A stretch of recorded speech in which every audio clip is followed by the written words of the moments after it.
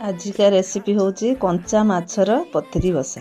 रुही माछ को मु भलसे धोई नैची, तापरे लेंबू दही सोरिष बटा अदा रसुण पेस्ट हलदी लुण सोरिष तेल जीरा गुंड लंका गुंड सब देकी भलसे ताकू गुलेई नबा।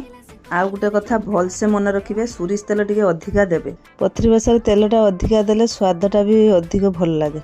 करेईटा आमे बसई नबा, तापरे आमे देइदबा सोरिष तेल, तापरे आमे डालचीनी लवंग गुजराती और तेजपत्र, तापरे फुटण पियाज टिके कंचा भाजिबे, बेसी भाजिबेनी।